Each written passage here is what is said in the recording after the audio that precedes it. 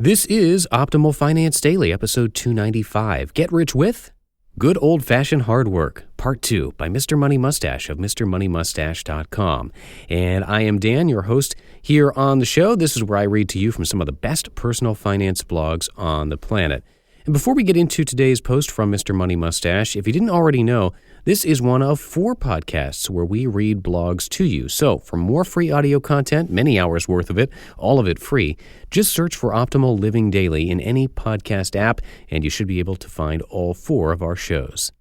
And today's post is a continuation from yesterday. I read the first half in Thursday's program, so if you are new here, if you're just finding us, or if you're skipping around, definitely check out episode 294 before this one so that today's makes a lot more sense to you. And now let's get on with part 2 as we optimize your life. Get Rich With Good Old-Fashioned Hard Work, Part 2 by Mr. Money Mustache of MrMoneyMustache.com. One time I hit a serious roadblock when building my first house. Because of the architect missing some obscure rules about fire codes and roof venting, my house was not going to pass the framing stage of the building inspection. There was a workaround which involved paying an extra $5,000 to have an insulation company install a special kind of spray-in insulation. My business partner, Dean, who we all met in the Big Mistake article, wanted to take the shortcut and just hire the company. The other option was for me personally to spend the entire weekend meticulously cutting and gluing up strips of rigid foam board insulation to every square inch of a high-vaulted ceiling. The $5,000 expense, I said. That's not in the budget. We can crank out the fix this weekend and only spend $300 in foam board instead of $5,000 for the spray.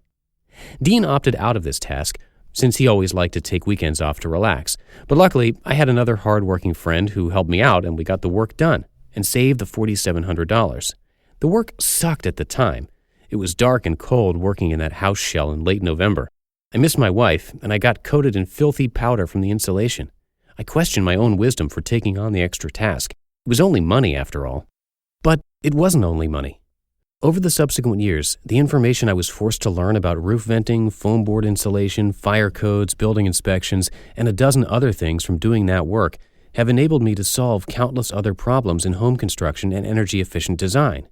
Solving these other problems has brought in even more knowledge and opened up a whole new section in my mental toolbox that I get to use for figuring things out in many areas of life.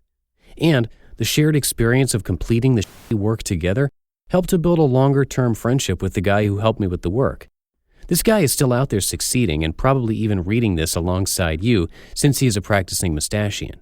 And when I look around at other friends who survived the Great Recession while keeping their businesses alive and their base of friends intact, it's always the ones who are willing to sacrifice a weekend to, figuratively speaking, glue up their own foam board to solve life's little emergencies. Meanwhile, Dean ended up crashing himself into bankruptcy mostly because of his aversion to hard work. And that brings me to my next point. Shortcutters like my old business partner were often excited by the idea of making money without doing work. I have always been more interested in the idea of doing work and making money from it if possible. He always talked about how our business profit sharing should not be based on how many hours we contributed. I felt that it should be, since with hard work comes accomplishment. It led me to create this mustachian maxim. In the long run, in the game of life, we all get paid by the hour. There are a few lucky exceptions, like the kid who gets a trust fund or inherits his family business, the early employees in a company that eventually goes public, or the guy who gets famous for doing something stupid on TV. But when you're starting from scratch, you need to think of every hour of work you do as planting a seed that will bloom at some unpredictable time in your future life. Sometimes it looks like successful people never do any work. Most of the time, it's because they have respected hard work all of their lives. Tim Ferriss often praises the idea of minimal working hours, but if you look at how he arrived at the 4-hour work week, it was through years of extremely hard work, research and testing, and 80-hour work weeks.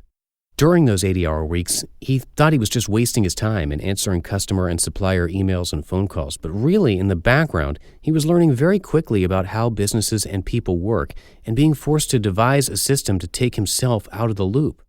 Without the 80-hour work weeks, he never would have been pushed to innovate, and we never would have heard of him. Bringing all this back to the mustachian way of life, This is why I am always advising you to work hard in your day job, but then also come home and take care of your own kids, clean your own house, cut your own grass, and spend the remaining time reading books or websites to research things that are of interest to you, with no passive television watching allowed. By doing all of these things, you're actually working and learning all the time without realizing it. Your mind is making unexpected connections between things you did during the day, things your kids said, things you read at night, and they are forming into new ways to make yourself happy, or to start your own business and earn more money, or to save money on some aspect of living or get life in general figured out. Hard work can be painful, but it should also be viewed as a good kind of pain, just as you celebrate a good burn in your biceps and forearms when doing a record-breaking set of concentration curls. When you find really enjoyable work, you can get many of the same benefits without as much pain. But both kinds are to be welcomed. It is the source of growth in your life. So get back to work.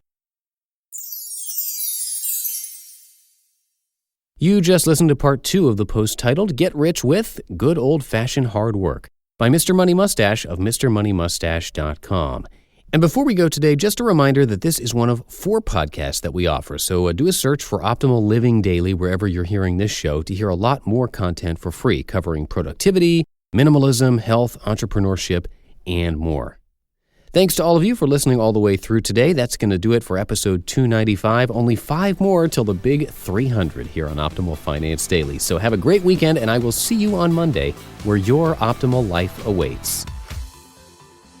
Hello, Life Optimizer. This is Justin Malik, creator and producer of this podcast, but also Optimal Living Daily, the show where I read to you from even more blogs covering finance, productivity, minimalism, personal development, and more from incredible bloggers like Derek Sivers, Zen Habits, Mark and Angel, The Minimalists, and all the ones you hear on this show too. So if you enjoyed today's episode and like taking amazing blogs on the go, come on over to Optimal Living Daily and subscribe to that one too. And together, we'll start optimizing your life. You've been listening to Optimal Finance Daily. Be sure to hit the subscribe button to stay up to date on each new episode and head to oldpodcast.com. That's OLDpodcast.com for a free gift as well as more actionable tips and resources to help you maximize your potential. Thanks for joining us, and remember, your optimal life awaits.